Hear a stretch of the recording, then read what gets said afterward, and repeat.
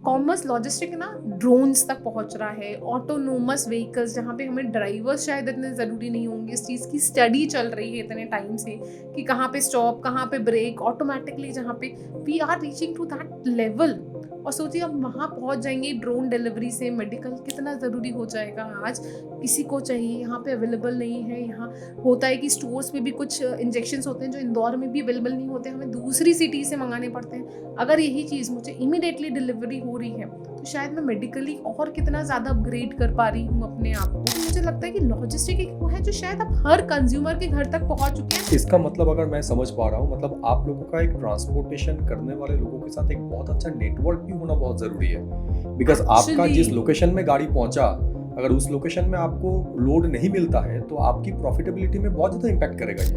ये भी एक चीज़ है। दूसरी क्या होता है, जितनी सिटीज में यहाँ पहुँचता है, आप समझ लो कभी कुछ एक्सीडेंट हो गया, कभी पुलिस ने पकड़ के बंद कर दिया है, तो हमें हर चीज के लिए हर जगह बनना चाहिए। आप तो जाके रात को अपने फैमिली के साथ ही सोते हो, कम वॉट में आप कितना ही हार्ड वर्क कर रहे हो, at the end you are there with your family. आप सुबह उनका फेस भी देखते हो। बस सोचो हमारे ड्राइवर्स जो लॉन्ग जर्नीज पे जाते हैं, यहाँ से पुणे, पुणे से हमें मिला कलकत्ता मटेरियल, कलकत्ता से हमें मिला गुवाहाटी, गुवाहाटी से मिला कहीं और का, they are taking at least 20-25 days हमारे ट्रिप पे। खाना, सर खाना अगर आप 2 दिन बाहर खा लो ना, यू आर लाइक अब तो मुझे घर की खिचड़ी ही चाहिए। 25 days they are eating outside. Think about the hard work they are doing. गर्मी, सर्दी, बारिश शायद एक ही दिन में देख लेते होंगे। आपको भी पता है कि कहीं पे भी एक्सीडेंट हुआ, गलती तो बाद में सोचेंगे, पहले तो ड्राइवर को मारना start.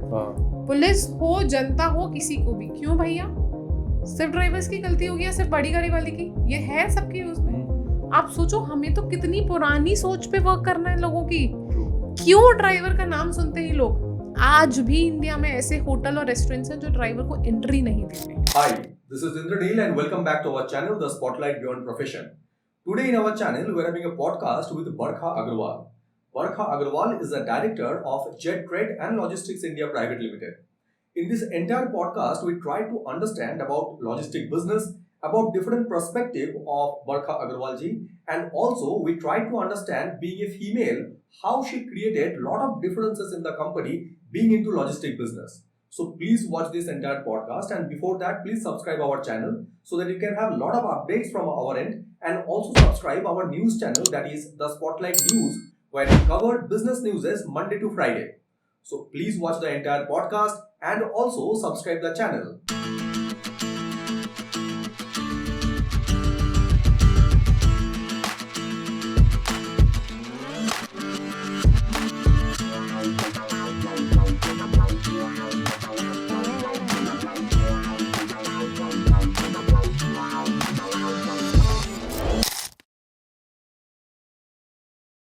First of all, thank you very much, ma'am, for giving us your time, and welcome to our channel, The Spotlight Beyond Profession. We named this channel The Spotlight Beyond Profession because in this entire podcast, we will try to understand more about your journey and about your personal perspective on different things.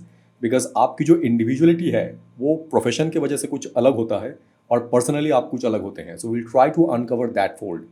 So before I deep dive into this podcast, I have two disclaimers. First disclaimer is that my name is Indranil, so I'm a Bengali. So whenever I'll try speak in Hindi, you can laugh at me. I don't mind. And secondly, in this entire podcast, if I'll ask anything and if you don't want to address or answer, you can directly say no. There is nothing like avoiding, because our podcast is completely uncensored, unscripted, and unfiltered. So before entering into this process, just can you give us a brief idea about yourself, that कहाँ से आपकी journey शुरू हुई, कैसे आप इंदौर पहुंचे और कैसे इस बिजनेस में एंटर किए. सो थोड़ा सा अगर डिटेल और ब्रीफ में बता दें, so it will be better understanding for our viewers that how you had entered into this. Definitely. So thing is कि मैं शिवपुरी को बिलोंग करती हूँ। मेरी शादी हुई थी इंदौर में, and I was very clear कि I had to work. I was a scholarship student, very much passionate about doing business. तो मैंने बहुत क्लियर कर दिया था ये चीज़ कि I will be doing business और something other before my wedding, क्योंकि बहुत ज़्यादा प्रॉब्लम हो जाती है, फिर कहीं लोग अलाउड नहीं करते, तो very strict, and my family respected that and we very clear. And यहाँ पे ना मेरी mother in law is also working from last 25 years in the jewellery line. So we were very clear with that thing also कि mama who is working, so definitely she will never stop me, and that happened also. She never stopped me from doing anything. So as a big time support, जहाँ generally लोग fail हो जाते हैं, मुझे वहाँ पे definitely support मिला. सो thing is transportation business मुझे फर्स्ट डे से पता था कि ये बिजनेस है, रिक्वायरमेंट भी थी वहाँ पे एक सपोर्ट की, बट मैंने फर्स्ट डे से उसमें एंटर नहीं करा क्योंकि वो क्लिक ही नहीं करा। आप समझ रहे हो, एक चीज़ थी कि ट्रांसपोर्टेशन में तो विमेंस नहीं आती ना, मतलब तो मुझे भी क्लिक नहीं करा, पर क्या करूँ ये क्वेश्चन था हमेशा। सो मैंने है ना मतलब मैंने हस्बैंड्स वगैरह सबने डिसाइड करा कि हमारे मामा जी वगैरह के यहाँ टर्मिनल रखे रहते थे कि stock market terminal, because that is a thing आप घर से भी कर सकते हो, वर्चुअल है, it will be really helpful. So पहले उसका कोर्स करा, पूरे 1.5-2 साल का पूरा जो कोर्स होता है मैंने वो करा। And in the mean while I got pregnant, फिर मेरे को फर्स्ट बेबी हो गया, but I kept continuing course. But course करने के बाद कुछ नहीं हुआ। सो कोर्स कर लिया, बट आई वॉज हैप्पी कि चल कुछ तो समझ में आया, नॉलेज मिला। Then I started applying. Then मुझे समझ में आया कि नहीं, day to day is not my job, मतलब मुझे नहीं मज़ा आता था। Even when you know I got investment, I used to do it for my self. I am not that person. मुझे लोगों से बात करने में मज़ा आता है, लोगों से मिलने में मज़ा आता है मुझे। पैसा कमाना is not my journey. Stock market से सिर्फ पैसा कमा रहे थे, लूज हो रहा या गेन होना वॉज नॉट, किक नहीं दे रहा था मुझे। ओके, तो and it is in the year, it was in the year 2016 when my 16. son was born. Okay. He was 1 year. Okay, अब क्या करें, स्टॉक मार्केट का तो नहीं हुआ। सो फिर सोचा कि चलो टैली कर लेते हैं, अकाउंटिंग अच्छी कर लेते हैं। उसे उन्होंने बोला अकाउंट्स घर पे ला दिया करेंगे, अकाउंट्स कर लोगे तो आप बच्चों को भी देख लोगे, because thing is my mother in law was also working, so she was also not at home always available. And हमारे दादी माँ भी थे, who was old and she needed a companion because she was highly diabetic और उनकी तबीयत। and even my kid, you know, one family member has to be there. yes, पापा yes. और रोमित सुबह 9:30 निकलते थे, used to come at 8:39. so बोला कि चलो टैली कर लो, अकाउंट्स का काम घर पे ला देंगे। टैली भी कर लिया, 2-3 महीने में टैली इज डन, वो भी हो गया, अकाउंटिंग वो भी कुछ नहीं आया। अब क्या, एंड देन मतलब यू नो माई थॉट कि यार ऐसे तो नहीं होगा भाई। एंड देन क्या हुआ, मेरे हस्बैंड ने डाइवर्ट करा, बिजनेस को डाइवर्सिफिकेशन करा। हमने कोको कोला की डिस्ट्रीब्यूटरशिप ली इंदौर की, और मदर डेयरी की पूरी एमपी की डिस्ट्रीब्यूटरशिप ली। मदर डेयरी ना फर्स्ट टाइम लेके आए थे एमपी में। सो अब इस चीज़ में ना अकाउंटिंग वर्क बहुत ज़्यादा होता है। It is now the transportation में इतना निटी-ग्रिटीज नहीं होती है जितनी इसमें निटी-ग्रिटी होती है। नाउ तो आई थॉट कि now is my time dude. I was मतलब मुझे को लग रहा था डिस्कशन से कि यहाँ पे ज़रूरत है, तो आई स्टेप्ड इन कि डूड नाउ तो I will definitely be going. And तब तक मेरा बेटा भी स्कूल जाने लग गया था, दादी माँ भी जो उनकी तबीयत थोड़ी डाउन हुई थी, नॉर्मल हो गए थे। सो आई डिड स्टार्टेड एंड बस फिर क्या, एक बार ऑफिस का वो लगा लिया, स्टार्ट गए, अकाउंट्स करा, पूछा, समझा बिजनेस को। आप समझो चीज़ें कैसी होती है। माय हस्बैंड इवन एक्सप्लेन में कि फाइल्स में पेजेस कैसे ऐसे फोल्ड करके लगाते हैं। तो मुझे इतना मज़ा आ रहा था because I was so passionate कि एक एक चीज़ को मुझे आ रहा है। From there my journey started. And मैंने फर्स्ट जैसे आई वॉज वेरी श्योर कि मुझे केबिन में नहीं बैठना है। Like we had 2-3 sittings in the cabin, Romit की भी थी, पापा की थी, and he equally wanted, there was one phase कि ये केबिन आप ले लो।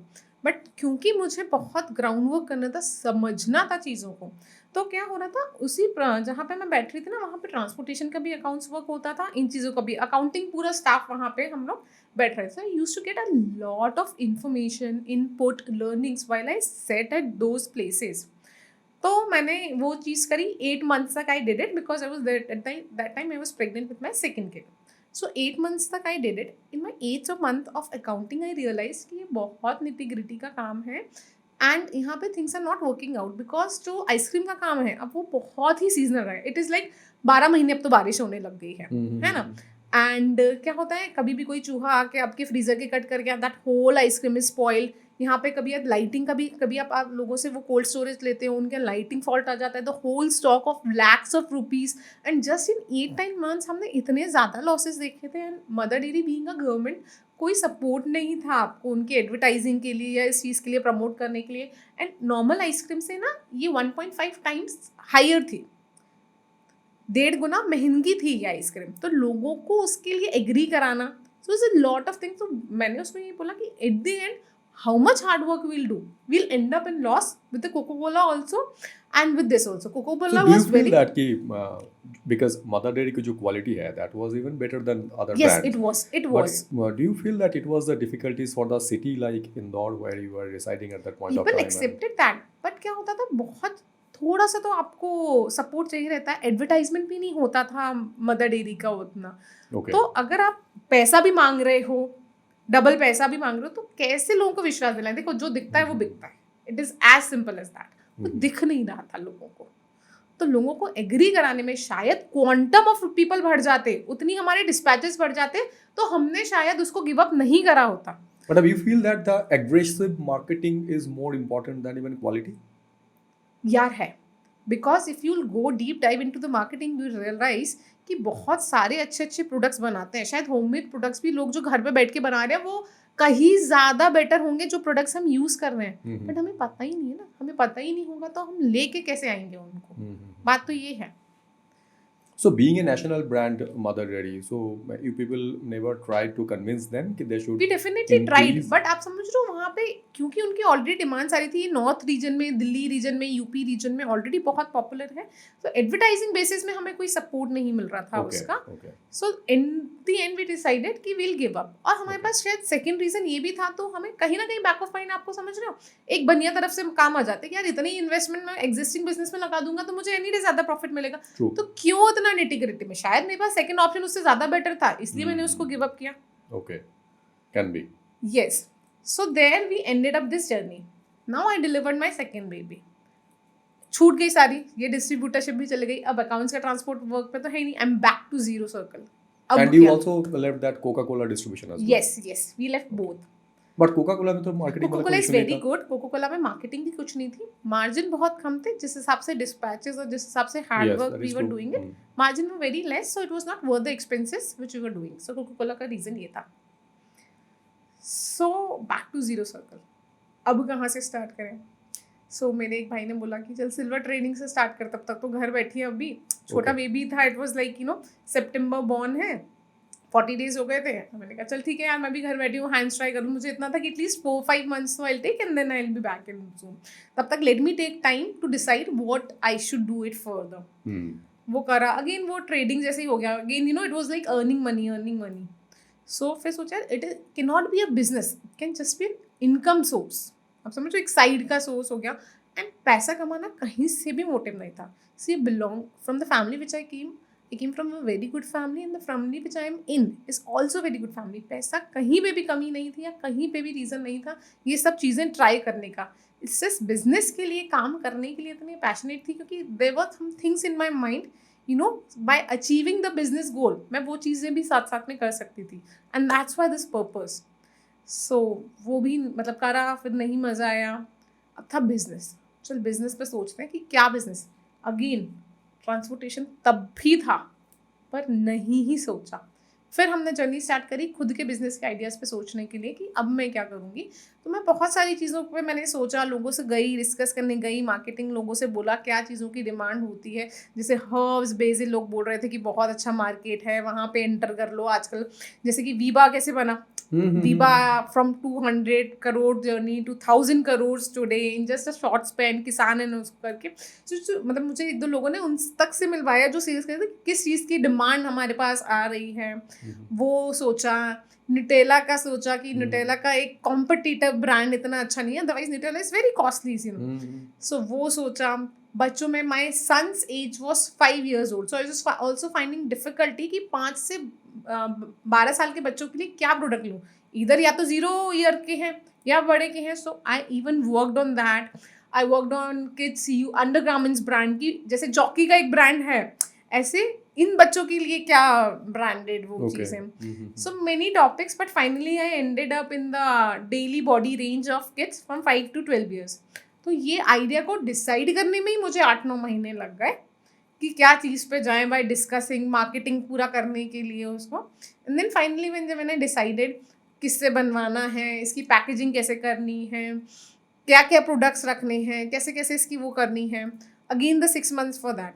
एंड देन मीनवाइल मैंने इसमें एक के साथ पार्टनरशिप कर ली थी, who already had 35 brands in it, which will give me a help to ease out the platform. सोचो मुझे सिर्फ प्रोडक्ट रेडी करना है, पूरा सेल की मुझे इतनी चिंता नहीं करनी। डिस्ट्रीब्यूशन चैनल ऑलरेडी बना हुआ है। Exactly, so that really help me out in that. Okay, but this all thing, see baby was a new born baby, उसको फीड करना, आई हैड दादी माँ घर पे, was taking a toll on me. My circles, मतलब social circle was zero. Zero means zero. And I belong to a good family where you'll have to do this. आप समझ रहे हो? ये पैशन है, नीड नहीं है कि you will have to leave it. और मुझे करना पसंद है तो मुझे तो वो भी करना पड़ेगा। मैं कब तक भगूंगी, मतलब that things daily used to you know. मैं रात को जब सोने जाती थी तो रोज क्वेश्चन आते थे, यार कैसे चलेगा, आगे बढ़ा भी लेगी तो कैसे चलेगा ये अपने आप, because he my husband was already very busy in his work. मैं अगर उससे, because he also has a huge work, you know, it's a 50-year-old firm, so we have a huge work there as well. So why Barkha, why, मतलब मैं ये पूछती थी क्यों करना चाह रही है बरखा, सच्ची सच्ची बता। तू बोलती है तुझे पैसा तो चाहिए नहीं, फिर पैसा नहीं चाहिए तो क्यों कर रही है बता तू मुझे, तुझे तो 3 साल बाद इसमें मिलेगा। Used to ask these questions to my self.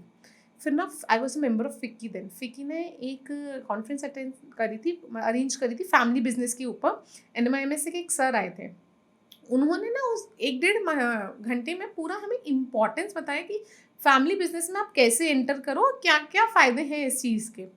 मुझे उनकी ना बात बहुत जमी। उन्होंने मतलब सीधा कहा था कि देखो आप स्टार्टिंग से जाओगे ना तो कोई आपको कुछ भी काम नहीं देगा, सबको लगेगा कि टाइम पास करने आई और टाइम पास करके निकल जाएगी। क्योंकि क्या होता है, ज़्यादा गर्ल्स जाती हैं, उनको इतनी रिस्पॉन्सिबिलिटीज़ नहीं मिलती, एक्सेप्टेंस नहीं मिलते और एग्जिट हो जाता है। तो उनका भी हो जाता है कि हमने ट्राई करा और वो निकल लेते हैं। बट बोले अगर वो आपको बोल रहे हैं ना कि 10 साल पुरानी वसूली करके आप करो, आप जी जान से कराओ, ऐसा नहीं है कि कोई नहीं करता। हो सकता है पूरा अमाउंट नहीं देगा पर सामने वाला कुछ तो देगा, और अगर आपने ये वर्क कंप्लीट करा आपको दूसरा और थोड़ा ऑथोरिटेटिव वर्क मिल जाएगा।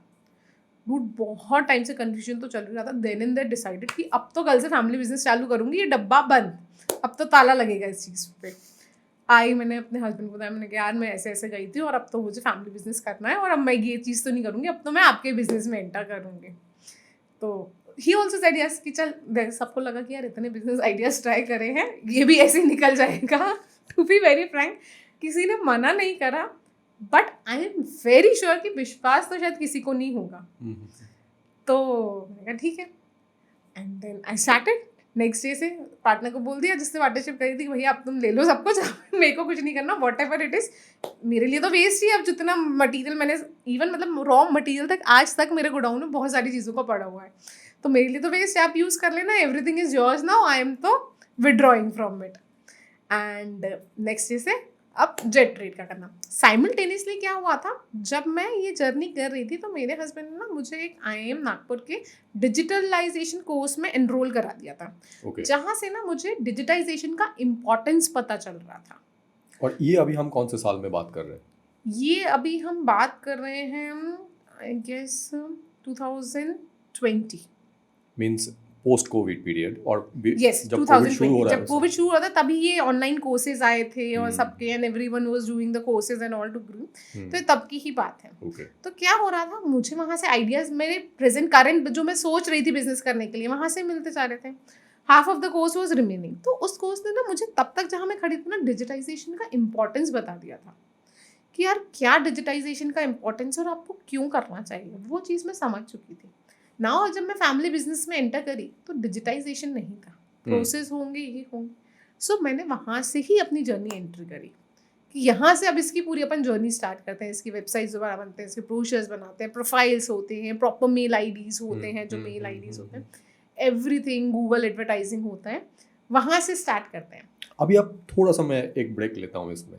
एक बार थोड़ा सा ये बताइए कि जब आपने ये बिजनेस में ज्वाइन करना सोचा या ज्वाइन करा, उससे पहले इस बिजनेस का क्या दायरा था और किस फील्ड में ये काम करते थे? ओके, तो हम लोग की कंपनी 50 साल पुरानी ट्रांसपोर्टेशन कंपनी है। इस कंपनी ने बहुत सारे फेज देखे हैं। 50 साल में वहाँ से जर्नी स्टार्ट हुई थी जहाँ पे ट्रक वालों की डिमांड होती थी कि आप आके माल ले लेना, ये चीज़ हमारी रेट्स पे चीज़ दिए जाते थे। हमें कलकत्ता लाइन के लिए मेनली जाना जाता था, जहाँ हम पार्ट ट्रक लोड और फुल ट्रक लोड दोनों ही उठाते थे, एंड तब हम सारे गुड्स करते थे, इंडस्ट्रियल गुड्स भी और परचूनी वगैरह का सामान अपन जो बोलते हैं वो भी, क्योंकि हमारी एक ब्रांच कलकत्ता में भी थी। सो हमारा मेजरली तब 60 ट्रक्स हमारे खुद के थे जो अप डाउन करते थे इस बेसिस पे। फिर इस कंपनी ने धीरे धीरे ट्रक से फिर कंटेनर्स में अपने आप को बढ़ाया। फार्मा कंपनीज आने लगी पीतमपुर में, लैंडमार्क हुई, सिप्ला हुई, इन सब के काम हमने धीरे धीरे लेना स्टार्ट करे और वहाँ पे बिजनेस बढ़ाया। फिर धीरे धीरे PB स्टीलॉयड जैसी भी कंपनी आई। आज से शायद 22 साल पहले PB स्टीलॉयड कंपनी आई जिसको ट्रेलर की ज़रूरत पड़ने लगी। अदरवाइज ट्रेलर मार्केट MP में इतना कोई हैवी गुड्स का था नहीं, वहाँ से इनको ट्रेलर लोड की ज़रूरत हुई। तो फिर ट्रेलर्स इनके लिए जब हम मंगाते थे तो बाहर से मार्केट से हायर कर करके यहाँ पर ट्रेलर्स इनके लिए मंगाते रहे। फिर आज की डेट में तो ट्रेलर्स बहुत ज़्यादा ज़रूरत मार्केट डेवलप हो गया है, क्योंकि प्री फैब्रिकेटेड स्ट्रक्चर्स जो वो तब मैन्युफैक्चर करती थी अब सब में काम आने लगे। पहले से वेयर हाउसेज में काम आते थे, अब तो मॉल्स हुई, बिल्डिंग्स हुए, एवरीवेयर इट इज़ नीडेड, तो लॉट्स ऑफ मैन्युफैक्चरर्स। तो यहाँ से हमारी जर्नी होके ट्रक से, कंटेनर से, अब हमारा जो काम है वो सिर्फ ट्रेलर बेस्ड काम है, ओके, फुल ट्रक लोड का काम है, and only of industrial goods, heavy engineering goods which are loaded by cranes and unloaded by cranes. इस चीज़ का हमारा काम है। हमारी ब्रांचेस पहले कलकत्ता में चाचा जी हैं, कलकत्ता में ताऊ जी हैं, दिल्ली में चाचा जी हैं, वडोदरा में एक मैनेजर है और इंदौर, ये 4 ब्रांच थे हमारे। हमने अब इसमें भोपाल, पुणे, बेंगलोर भी ऐड कर दिया है। Okay, now you entered into this business to change some dynamics. Yes. So what were those changes now?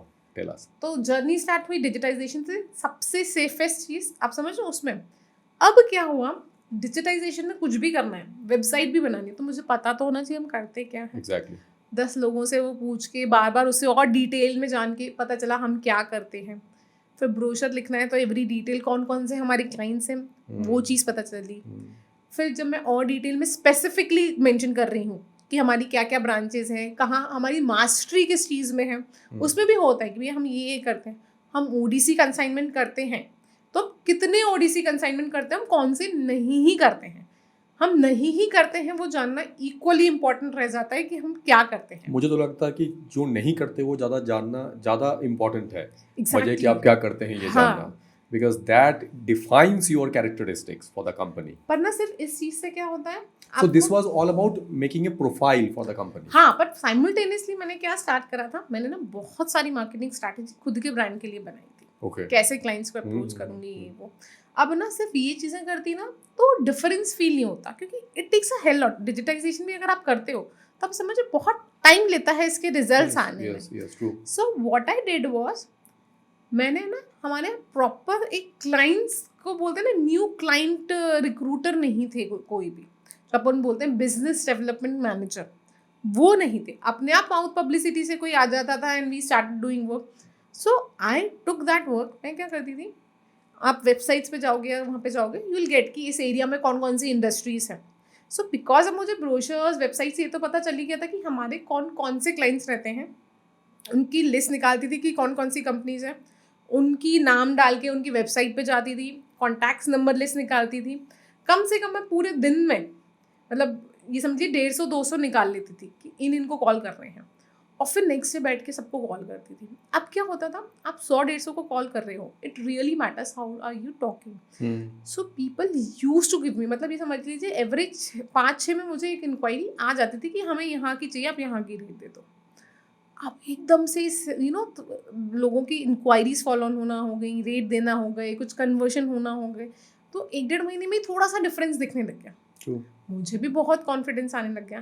Kept on working like this, फिर ये काम करा, फिर सोचा अब ये कोर्स भी ख़त्म हो गया, चीज़ें भी बन गई, वेबसाइट भी बन गई, तो इंस्टाग्राम पोस्ट स्टार्ट करी, लोगों से पिक्चर्स मांगना, डाटा ही नहीं था अभी तो पोस्ट ही नहीं करते थे, पिक्चर्स मांगो, वीडियोस मांगो, उसको कैसे करो और क्या अपनी कंपनी के लिए कर सकते हैं। फिर छोटे से इंस्टाग्राम का भी एक कोर्स फिकी ने कराया था, तो 3 days का कोर्स करा, लगा कि नहीं it is very worthwhile. सी मैं डिजिटाइजेशन को इतना इंपॉर्टेंस नहीं देती थी, और मुझे लगता था कि मेरा ब्रांड तो टोटली B2B है, मैं इंस्टाग्राम पे क्यों जाऊँ, इंस्टाग्राम इज़ फॉर B2C, ऐसा मैं सोचती थी।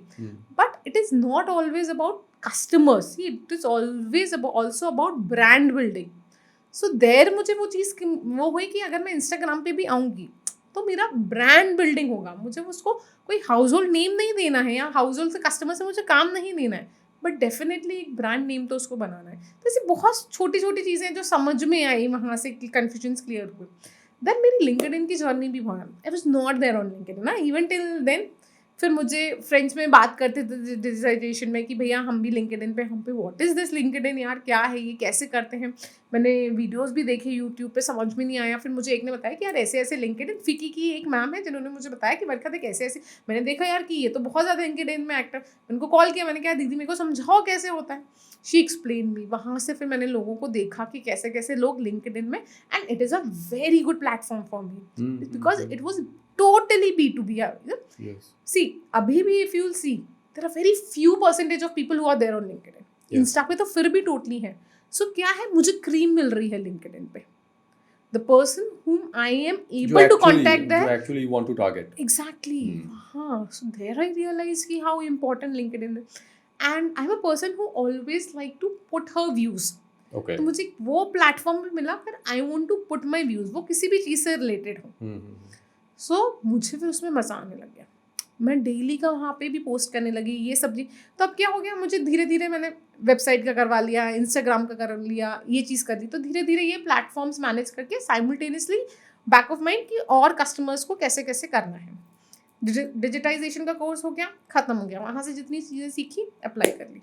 नेक्स्ट क्या, फिर एक मुझे बिजनेस ऑटोमेशन का कोर्स पता चला and that really help me a lot. What happened was business automation में ना हमें प्रोसेस बनाना सिखाया हर चीज़ के, हर डिपार्टमेंट के. और इस पूरे कोर्स से है ना, हमें पुष्पेन सिंह जादव ने एक कोर्स लिया था और पूरे कोर्स में हमें ये भी बताया गया कि आप लोगों को हायर करो, टीम हायर करो अपनी. क्योंकि देखिए अब मुझे हो गया था काफ़ी, मतलब 2 साल हो गए थे, तो अब ना बहुत सारी चीज़ें टोल लेने लग गई थी. मैं इंस्टाग्राम भी कर रही हूँ, मैं लिंक्डइन भी कर रही हूँ, मैं चीज़ें भी अपने आप ही बना रही हूँ. सो कहीं ना कहीं वो प्रोडक्टिविटी, बिकॉज दिस वॉज वहाँ से समझ में आया टीम हायर करो और अच्छी टीम हायर करो, अच्छा पे दो, पर अपनी जो वरीसम है डेली की, which others can do it much better than you are doing it, give them those task to you. मैंने वहाँ से अपनी टीम बहुत बढ़ाई, काम देना स्टार्ट करा, प्रोसेस बनाना कि अगर मेरे यहाँ कोई बंदा आ रहा है पहली बार इंटरव्यू के लिए, अगर वो इस पोजीशन के लिए आ रहा है तो मैं क्या क्या ट्रेड्स देखूंगी, उन ट्रेड्स से रिलेटेड मैं क्या क्या क्वेश्चंस पूछूंगी, उन क्वेश्चंस की मैं कैसे कैसे मार्किंग दूंगी. अगर वो फर्स्ट फेज में सिलेक्ट होता है तो फिर उसको message, it is a small example which I am giving you. ऐसी हर चीज़ का कि क्लाइंट ऑनबोर्डिंग कैसे करते हैं, आपका क्या क्या काम है. मान लो आज कोई पर्सन है जो मेरा IT हैंडल करता है, क्या क्या वो काम कर रहा है, जिससे कि कल को अगर वो जाता भी है ये बंदा, तो दूसरा बंदा है तो मैं उसको बता पाऊँ कि ये काम करता था, जिसको कॉर्पोरेट लैंग्वेज में हम KRA बोलते हैं. की रिजल्ट एरिया तो सिर्फ उनकी परफॉर्मेंस इवैल्यूएट करने के लिए आता है. यहाँ मेरे पास पूरा डाटा है कि वो क्या काम करता है, उनके वीडियोस हैं उससे रिलेटेड. उससे रिलेटेड कुछ में मैनुअल्स भी हैं कि कैसे कैसे, अगर मेरा एक सॉफ्टवेयर है, वी हैव ERP सॉफ्टवेयर, तो उसका पूरा मैनुअल है. अगर कल को कोई ERP बंदा जाता है कि उसकी अगर मुझे एंट्री करनी है तो कैसे करनी है, मुझे बिल बनाना है तो कैसे बनाना है, हमारे पास वीडियो फॉर्मेट में है. सारी चीज़ें डिजिटलाइज नहीं हुई हैं एक बार में, but then too you use to feel good कि हाँ हम भी वहाँ एक स्ट्रक्चर्ड कंपनी की तरफ पहुँच रहे हैं और प्रोसेसेस बनने लग गए चीज़ों के. तो बहुत सिस्टमैटिक हो गया. अब हम ऐसे फेज में आ गए ना कि मेरे पास day to day managing of business का कोई टेंशन नहीं है. मेरा टास्क डेली ये है, ये सोचना कि आज मुझे नया क्या करना है मेरी कंपनी में, या क्या नया चीज़ करनी है, कैसे नए आइडियाज़ क्लाइंट के लिए लेने हैं, क्या और ऑटोमेशन करना है, क्या और सॉफ्टवेयर मुझे यूज़ करना है. And then I am a person जो ना रीडिंग बहुत करते हैं.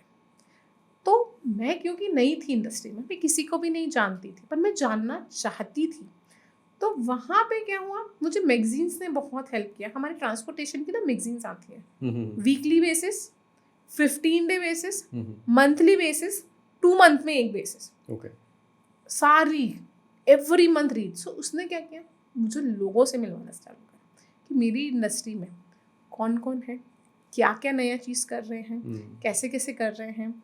सो वहाँ से फिर मैं लिंक्डइन पे उनको कहीं ना कहीं, या तो हम प्लेटफॉर्म्स में मिल लेते हैं, या लिंक्डइन में मुझे किसी का पसंद आता था, यूज टू अप्रोच देम कि भैया मुझे आपकी ये चीज़, मैंने आपका वो चीज़ पढ़ा, मुझे उससे आइडिया मिला and then I am applying this at this. So मुझे इन चीज़ों से भी बहुत हेल्प मिली. ओके, सो एक डिजिटलाइजेशन फॉर्मेट, टोटल मार्केटिंग का शिफ्टिंग, ये सारे आपने सबसे पहले इस कंपनी में लेके आए. Now I have 2-3 questions in this regard. Transportation industry को जब हम देखते हैं तब ये थोड़ा सा एक मेल डोमिनेटिंग इंडस्ट्री पता चलता है अपेरेंटली. अंदर की बातें आप बताएंगे. सो बाहर से जब हम देखते हैं मेल डोमिनेटिंग एक इंडस्ट्री समझ में आता है. ट्रक वालों से और इन लोगों से डील करना होता है, विच इज़ ऑलरेडी टफ. कोई साधारण नॉर्मल फैमिली से लोग करना नहीं चाहते हैं बिकॉज उनको लगता है कि इनसे डील करना हमारे बस का नहीं है. सेकेंड थिंग इज़ दैट कि in today's time after this digitalization there are lot of companies जिन्होंने इस गैप को एड्रेस करना शुरू किया. जैसे मुझे कुछ करना है, जैसे अगर मैं पहले के ज़माने की बात करूँ, जब घर शिफ्ट होता था तब एक अग्रवाल मूवर्स एंड पैकर्स करके बना है, बिकॉज उन्होंने वो गैप ढूंढा कि जब ट्रांसपोर्टेशन किया जाता है तो बहुत सारा टूट फूट होता है, तो वहाँ पे एक प्रॉपर पैकेजिंग होना चाहिए. तो एक एजेंसी होना चाहिए जो आएंगे, घर पे सामान पैक करेंगे, लेके जाएंगे, अनपैक करके आपको सजा कर दे देंगे. So they addressed that issue. So they created that segment. That was a separate segment completely, which was not there previously. True. Secondly, जो छोटे मोटे चीज़ें लोकली हमको कोई सामान लेके जाना है तो हम उतना पैसा अफोर्ड नहीं करना चाहते या उतना ज़रूरत नहीं है, तो एक कंपनी जनरेट हुआ, नाम है पोर्टर. Right. सो पोर्टर शुरू हुआ वहाँ से, छोटे से लेके बड़े सामान आप लेके जाओ. Then now they had diversified into smaller segment Yes, as well, yes. now into bikes as well. Bikes So as everything well, they right. came with. So आपका सोच इस जो चेंजेस हैं डायनामिक्स में ट्रांसपोर्टेशन इंडस्ट्री में, जबकि आप industrial में डील करते हैं मेजरली, सो आप इस इंडस्ट्री को कैसे देखते हैं या आपका नज़रिया कैसे बदला इस इंडस्ट्री के बारे में, जो रिसेंट शिफ्टिंग हो रहा है, रिसेंट डिजिटलाइजेशन हुआ है, या बहुत सारे स्टार्टअप्स आए हैं, बहुत सारे फंडिंग की बातें चल रही है. So how you look at this industry now in the year 2024? सी पहले मैं लॉजिस्टिक इंडस्ट्री का इतना इम्पोर्टेंस नहीं देखती थी, पर अब जब हमें पता है कि चीज़ें कैसे होती हैं तो आई रियलाइज द इम्पोर्टेंस. सी जैसे कि आपने अग्रवाल पैकर्स एंड मूवर्स कर लिया, आज सोचिए शिफ्टिंग कितनी ईजी हो गई है लोगों को. Yes. लोगों को सोचना नहीं पड़ता. तो लोग क्या होते हैं कि they switch jobs easily, they switch cities easily because of this, क्योंकि उनको टेंशन नहीं है. पोर्टर हुआ, सो इजी इन लाइफ. आपने बुक करा immediately, you have to carry, you don't need a staff if you don't have it to कि भैया ये यहाँ पे पहुँचा दीजिए. You don't have to waste your staff time ना, आप उसको प्रोडक्टिविटी में यूज़ कर सकते हो. तो मेरी इस चीज़ के लिए ये थिंकिंग है कि कोई भी लाइफ की चीज़ अगर आपको ईजी बना रही है सो दैट इज़ कमेंडेबल, क्योंकि आप उससे बहुत प्रोडक्टिविटली अपना टाइम यूज़ कर रहे हैं. Instead of me going anywhere delivering the staff that particular papers or a product to a person and wasting my time 3 or my staff time, if I'm getting it at home, it is so easy कि आप अपना comfortable timing से use कर रहे हो.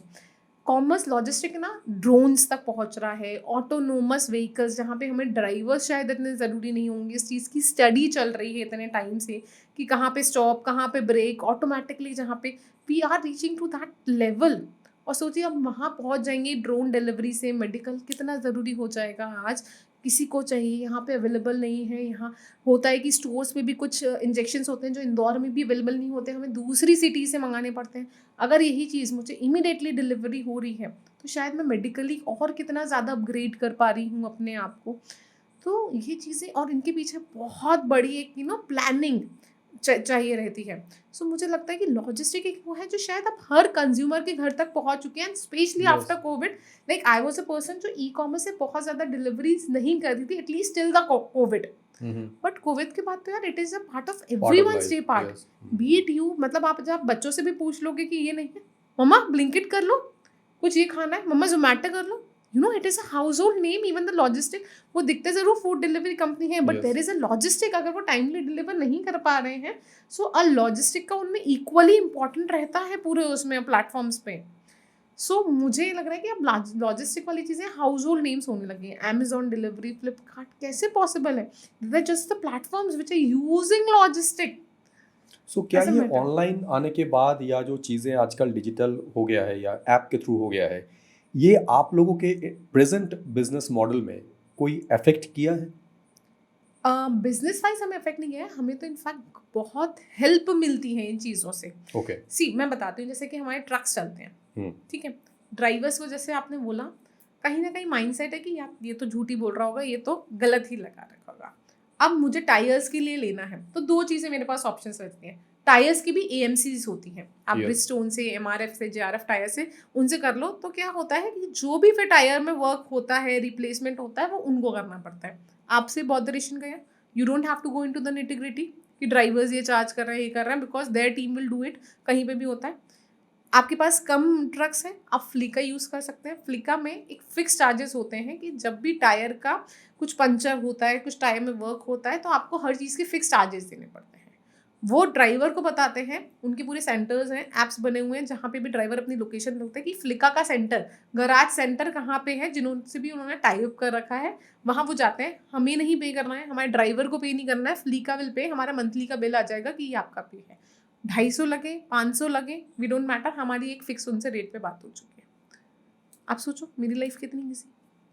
Then एक platform है जहाँ पे क्या होता है, बॉर्डर चार्जेस लगते हैं. अब इसमें भी क्या होता है, अगेन द सेम मेंटालिटी कि यार वो तो 12 ही मांग रहा होगा, ये ड्राइवर 15 ले रहा है. वहाँ पे यहाँ पे क्लियरली विजिबल है। आपको ऑनलाइन पेमेंट कर दो, अगर आपको नहीं करवाना है ड्राइवर से पेमेंट, या तो ड्राइवर बता देगा ये अमाउंट, आप बोल दो कि भैया ठीक है तू पे कर दे, मैं तेरे को बाद में कर दूंगा। अदरवाइज ऑनलाइन पेमेंट आप जाओ, वहाँ पे पूरा अमाउंट आ जाता है, इंक्लूड है। अब क्या होता है, इन सारी चीज़ों से क्या होता है, आपका ट्रस्ट आपके ड्राइवर से, आप समझो वो चीज़ें ही हट गई जहाँ से आप उस पर डाउट कर सकते हैं। अगेन डीजल पेट्रोल, कार्ड है, कार्ड से स्वैप करा, हमें आ जाती है कि कौन सी गाड़ी ने कितना कितना डीजल पेट्रोल लगा, आप डेली की उसमें लगा। तो and because of these apps only we are able to work it. So मुझे ना थोड़ा सा एक डिटेल बता दीजिए कि कोई जब बुकिंग आता है आपके पास, मान लीजिए फॉर एन एक्स सेंटर से आपको कोई सामान उठाना है और वाई सेंटर में उसको डिलीवर करना है, व्हीकल आपके खुद के होते हैं? दोनों, हम मार्केट प्लेस व्हीकल भी करते हैं और खुद के व्हीकल से भी करते हैं। अब मैं एग्जांपल ले लेता हूँ कि आपके खुद के व्हीकल है, तो आपके खुद का व्हीकल है, स्टाफ आपका खुद का, आपका ड्राइवर है, सो ड्राइवर आपका ऑन रोल होते हैं? यस, उनको फिक्स सैलरी भी मिलती है कम वॉट में, और हर ट्रिप जो वो कंप्लीट करते हैं, अब मुझे बस ट्रिप थोड़ा सा मुझे इसका प्रोसेस बताइए कि आपका ड्राइवर है, आपके खुद के पेरोल वाले ड्राइवर है, आपके खुद के व्हीकल है, नाउ आपके पास कोई बुकिंग आया, आप उसको बुकिंग को क्लोज करके उसको डिलीवर करने तक आपका क्या रोल होता है आपकी कंपनी का? दैट मीन्स ओके, तो मेरे पास कोई इंक्वायरी आई, जहाँ की आई, पहले तो मैं देखूंगी कि वहाँ पे मेरे पास गाड़ी अवेलेबल है कि नहीं है। ओके, गाड़ी अवेलेबल है तो कौन सी डेट को मुझे चाहिए, मैं उस डेट पे बंदे को भेजूंगी, उसको पूरा मेंटली समझा दूंगी कि भाई ये मटेरियल है, तुझे यहाँ जाना है। कभी क्या होता है, ड्राइवर्स को नहीं जाना होता कि मुझे वहाँ पे कुछ चल रहा है, हम ये भी देखेंगे कि उस जैसे उस वहाँ पे जहाँ जाना है वहाँ पे सीजनल कोई फ्लड तो नहीं है, कुछ है तो नहीं, क्योंकि आजकल इतने फ्लड्स और ये सब हो रहे हैं। एंड देन हम ड्राइवर को बोलेंगे वहाँ पे पहुँच जाए। बट क्या होता है, कंपनीज जितनी ज़्यादा स्ट्रेस करती है ना, भेजो भेजो भेजो, उतना लोडिंग के टाइम पे वो लोड लोड लोड नहीं चिल्लाती है, बस भेजो। उनके गेट पे जाके खड़ी हो जाती है, दे आर सो सैटिस्फाइड कि उनका ईगो सैटिस्फाई कर दिया आपने कि भैया टाइम से पहले पहुंचा दी। लोडिंग के लिए तो वो आपको 2 दिन रुलाएंगे ही रुलाएंगे। And that's where the concept comes. I will tell you, we don't use it but many companies are using. Horse अलग होता है ट्रेलर में और पीछे का प्लेटफॉर्म गाड़ी अलग होती है। सो क्या करते हैं, जहाँ पे ये हैवी इक्विपमेंट्स में हमें पता ही है कि 2 दिन लोड होते हैं, वहाँ पे लोग प्लेटफॉर्म्स वहाँ पे अपना प्लेस करके चले जाते हैं, क्योंकि मटेरियल तो उसी पे लोड होगा। हॉर्स वापस लेके अगेन दूसरे उससे अटैच करके प्लेटफॉर्म को दूसरी कंपनी में भी दूसरा खड़ा कराते हैं। वहाँ पे उनका देयर आर कंपनीज जिनके smart move, exactly, and that's legal also. ये पहले लीगल नहीं था, 5 साल पहले गवर्नमेंट ने इसको लीगल भी कर दिया। क्यों कर दिया लीगल? पोल्यूशन बचता है ट्रू, और ट्रांसपोर्टर की फिक्स्ड कॉस्ट बचती है उससे। True, exactly. सो बहुत लोग हैं जिनके पास 200 पीछे की गाड़ियां, पर आगे क्या जो अपन हॉर्स बोलते हैं वो सिर्फ 50 है, and people are doing this type of work and that's very good. So फिर ये चीज़ आप यहाँ से सेटिस्फाई करते हैं। तो हमने प्लेस कर दिया, गाड़ी लोड हो गई। गाड़ी लोड होने के बाद ना सारी चीज़ें चाहिए रहते हैं आपको, टैक्स इनवॉइसेस, उनका परचेज, कहाँ पे जाना है, इसके लिए ई वे बिल बनते हैं। ई वे बिल एक पार्ट वो बनाते हैं, एक पार्ट हम बनाते हैं। फिर हमें मटीरियल देखने के लिए कि मटीरियल अगर ओडीसी है तो हमें इसके ना स्टेट की परमिशंस लेनी पड़ती हैं। तो ये भी आजकल 3-4 स्टेट्स की ऑनलाइन परमिशन बन जाती है। अच्छा, कहाँ से कहाँ तक जा रहे हो आप, ये सब आप गवर्नमेंट को ऑनलाइन पे कर देते हो, वो परमिशंस निकाल के हमें उन्हें देनी पड़ती है बॉर्डर्स पे। एंड दैट्स हाउ जब लोड करके वहाँ पे जो लोडिंग के टाइम पे हुए, हमारा नॉर्मली पीतमपुर वगैरह साइड, ज़्यादातर साइड पे हमारे खुद के बंदे रहते हैं टू चेक कि जो मटीरियल इन लोगों ने लगाया है उसकी प्रॉपर लैशिंग, बेल्टिंग प्रॉपरली हुई है कि नहीं। ओडीसी कंसाइनमेंट्स हैं तो उसमें ना बहुत सारी मशीन से आपको काज करके उनको हुक लगा के आपको उनको बहुत अच्छे से उस पर बिठाना रहता है। तो ये उनकी जिम्मेदारी होती है के लिए ये हमारे कस्टमर की इंक्वायरी रहती है, पर उनको इतना एक्सपीरियंस नहीं है जितनी हमारी टीम को है कि सही हुई है कि नहीं। तो वहाँ पे उनको गाइड करने के लिए हमारा बंदा खड़ा रहता है, सीइंग कि गाड़ी को कैसे लोड करवाएं। जैसे मान लो हमें 50 फीट प्लेटफॉर्म पे लिगोंग का हम काम करते हैं, हमें 3 गाड़ियाँ लोड करनी है, तो वो हमारे बंदे का एक्सपीरियंस बताएगा कि 3 गाड़ी हम कैसे लोड कर सकते हैं उसमें। यहाँ पे ये रखो, वजन कैसे बैलेंस करना है, यहाँ पे ये नहीं रखो, इसको कैसे बांध दो। तो इसकी चार्जेस कैसे फिक्स करते हैं? चार्जेस इससे ना डेली वाइज चेंज होते हैं। वो डेली बेसिस पे ऐसे होती है कि मान लो आज जैसे अपन सीजन टाइम में देखते हैं कि मटर की यहाँ से है ना आइशर्स और ट्रक्स की रिक्वायरमेंट मटर के टाइम बहुत ज़्यादा गुजरात में डिलीवरी हो रही है। तो उस टाइम पे वो एकदम से पीक हो जाएगी। देन स्टार्टिंग ऑफ मंथ और ending of month is any day a peak season. बीच का 1 टाइम स्लैग रहता है। तो हम बहुत सारे कस्टमर्स, स्पेशली जो छोटे कस्टमर्स हैं, हम उनको ये हमेशा बताते हैं, at least I try to communicate, बीच बीच में मेल पुश करते रहते हैं कि दिस इज द टाइम। उसका मतलब ये नहीं है कि आप हमें काम दो, ये कि भैया ये यहाँ पे आप लोग रेट बोलते हो ना, रेट डिस्काउंटिंग, यहाँ पे कम रेट मिलता है तो आप कोशिश करा करो कि आप ज़्यादा से ज़्यादा काम अपनी ट्रांसपोर्टेशन की डिलीवरी इन डेट्स में करवाओ। ओके, तो रेट ऐसे फिक्स होता है, रेट में कोई ऐसा क्लैरिटी टाइप है ऑफ, हाँ, कि कितने किलोमीटर आपको जाना है या कितने वेट आप ट्रांसपोर्ट कर रहे हैं, उसके अकॉर्डिंग रेट डिसाइड होते हैं? हाँ, जैसे हर ट्रक का एक वेटेज रहता है, वेइंग कैपेसिटी रहती है। पर क्या होता है हमारी इंडस्ट्री में ना, डेली वाइज उस जगह, मान लो आज मेरे पास इंदौर में 100 गाड़ी अवेलेबल है, उस 100 गाड़ी में से अगर 100 की 100 गाड़ी हो मुंबई तरफ जा रही है, मतलब, और कोई दोबारा मुंबई की ही गाड़ी मांग रहा है, तो उसको बहुत कॉस्टली मिलेगा, क्योंकि उस जगह के लिए अवेलेबल ही नहीं है। दूसरा क्या होता है, रिटर्न मटेरियल। मैं कहीं पे भी अपनी गाड़ी भेज रही हूँ और वहाँ से मुझे रिटर्न लोड नहीं मिलता, तो वहाँ का मटेरियल आपका कॉस्ट से डिलीवर होता है। और अगर रिटर्न लोड आपको बहुत इजीली मिलता है तो आपको कम रेट मिलते हैं। बहुत सारे चीज़ें हैं उसमें, कौन कौन से बॉर्डर पड़ रहे हैं, कहाँ पे पुलिस ज़्यादा होती है, वहाँ पे टैक्सी लोग जो बस वसूली बोलते हैं अपन, जैसे बोलने को तो एमपी में भी बोला था कि हटा दिया, और हटाया भी था 1-1.5 महीने के लिए, बट अभी रोज़ वसूली हो रही है, क्योंकि हमारा तो हेड ऑफिस इंदौर है, तो हमारी तो सारी गाड़ियाँ आती हैं, पर हो रही है वसूली। आपको पता है कि कितनी होती है ये नॉन इन्फॉर्मेटिव वसूली, तो हमें ये भी देखना पड़ता है कि कितने चेक पोस्ट आ रहे हैं, कितने लोग वहाँ पे खर्चा हो रहा है। सो नाउ अगेन आपकी गाड़ी लोड हो गया, अब क्या? गाड़ी लोड हो गई, ई-वे बिल बन गए, प्रॉपर हो गए, हम हमेशा ड्राइवर के, क्योंकि हमारे खुद के ड्राइवर हैं तो हमें उनका लाइसेंस वगैरह हम चेक ही कर चुके होते हैं, पुलिस वेरिफिकेशन हो ही चुका होता है। अदरवाइज मार्केट की गाड़ी होती है तो भी हमें ड्राइवर का लाइसेंस चेक होना, पैन चेक होना, और जो बंदे से हमने गाड़ी ली है, ब्रोकर जिस ब्रोकर से वो साइन है उसका पैन चेक करना। These 3 mandatory. गाड़ी के पेपर चेक होना, परमिशन जहाँ पे जा रहा है उसकी परमिशन है कि नहीं, गाड़ी में इंश्योरेंस है कि नहीं है, परमिट है कि नहीं है। अगर मार्केट की लगाते हैं तो ये सारे डॉक्यूमेंट वेरिफिकेशन होने के बाद ही जब कोई गाड़ी बोलता है तो ही हम अपने क्लाइंट के यहाँ गाड़ी भेजते हैं। ओके। अब मान लो हमारी गाड़ी है, गाड़ी निकल गई, ऑन द वे उसको जो परमिशन वगैरह चाहिए रहती है वो दे देते हैं। फिर जब भी हम गाड़ी निकलती है, फिक्स अमाउंट ऑफ खर्चा हम उसको देते हैं ड्राइवर को। एग्जैक्टली। ओके। हम उनको बीच बीच में भी पूरा ट्रिप का एक खर्चा नहीं देते हैं, बीच बीच में देते रहते हैं, बट एक बार वो निकलते हैं तो एक बड़ा अमाउंट हम उनको उनके अकाउंट में ट्रांसफर करते हैं।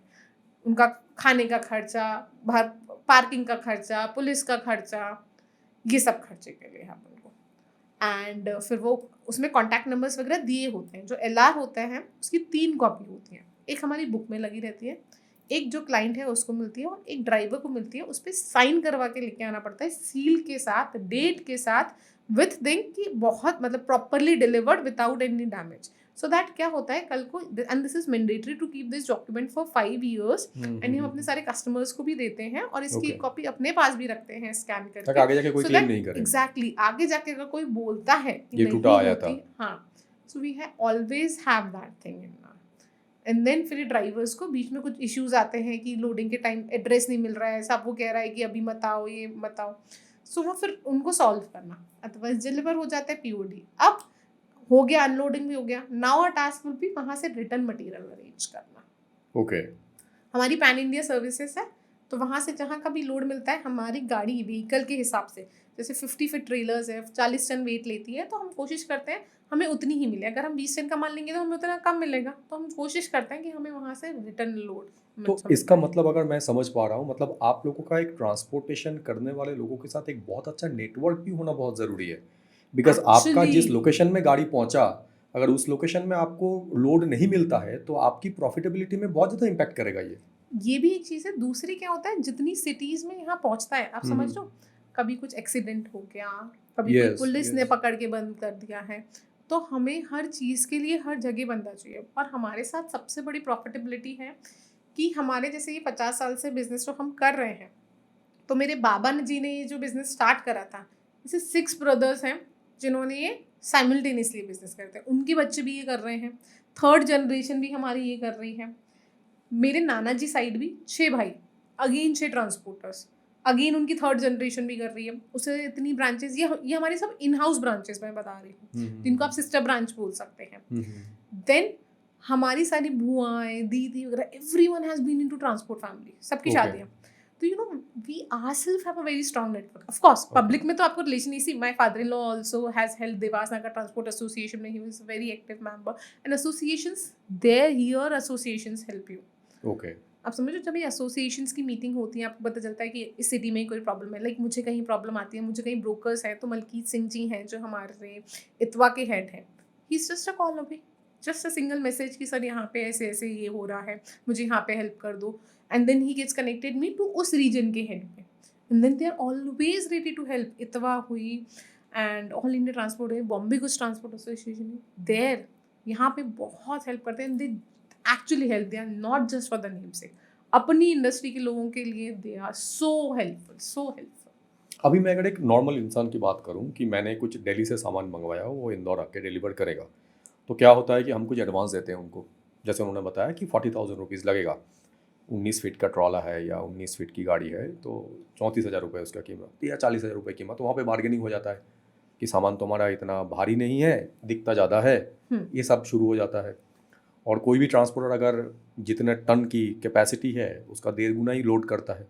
ये मिथ है, पता नहीं एक्चुअल क्या है, क्योंकि उनको भी होगा कुछ pros and cons that we don't know. So एक तो ये चैलेंज है. फिर आपने अगर किसी एक एक्स अमाउंट पे डिसाइड किया कि ये अमाउंट आपको दिया जाएगा, तो एक एडवांस आप उसको देते हो. फिर उस एडवांस देने के बाद उसकी गाड़ी चलना शुरू होता है, बीच में आपसे पैसे मांगना शुरू कर देता है कि हमको गाड़ी ने पकड़ लिया, पुलिस ने पकड़ लिया, इतना पैसा दे दो. तो वो अपना पैसा रिकवर करना चाहता है, जितना ज़्यादा से ज़्यादा हो सके और जितना कम हो सके बचाना चाहता है.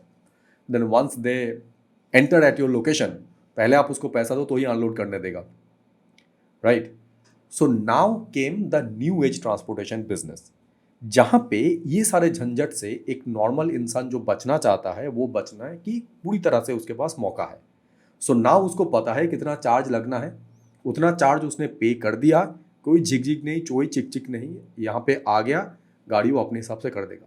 तो ये न्यू एज ट्रांसपोर्टेशन सिस्टम के साथ आपका जो 50 साल पुरानी जो इंडस्ट्री जो चल रही है, जो 3 जनरेशन से काम कर रहे हैं, how you are cope up with and how you are managing these two things. So sir हमारा भी जैसे सेम फ्रंट में आपने बताया, और मैंने जैसे बताया कि हमारी खुद की गाड़ियाँ भी होती है मार्केट प्लेस व्हीकल में, तो हम वो गाड़ी कैसे लगा रहे हैं, उनको ड्राइवर्स को उनकी हेडेक नहीं है ना. कंपनी जो हम भी यही बताते हैं, कभी यार लोग 500 के लिए 1,000 रुपये के लिए दे चेंज द ट्रांसपोर्टर. तो हम उनको यही समझाते हैं कि there will come in picture, आपके मटेरियल की लाइबिलिटी हमारी है. If you directly going to that truck owner, आपको बहुत हैसल होगा. And there where transportation comes in picture, because market की लाइबिलिटी, ड्राइवर को कॉन्टैक्ट करना, टाइमली डिलीवर कराना, सारे पेपर चेक करना, everything is our duty on regular basis. उसको कहीं पे भी प्रॉब्लम आती है, कभी सर ऐसा भी होता है कि हमें अपना खुद के घर से पैसे दे के भी वो गाड़ी रील, बिकॉज हमने कॉन्ट्रैक्ट किया होता है उस रेट पे, we are stuck with that. So at times transport industries, but just because to fulfill on a criteria we don't go back कि हमने 1 लाख, अगर हम हाथ खड़े कर दें कि नहीं कर रहे भैया, हम 1,28,000 में, आगे का आप किसी और से करा लो, दे कैन नॉट, आप समझ रहे हो, वो दूसरे को ढूंढने लग जाएंगे. But we don't do that. Transporter is where कि हमारा एक कॉन्ट्रैक्ट हो चुका है 1 साल तक, whatever is the rate we are giving to you.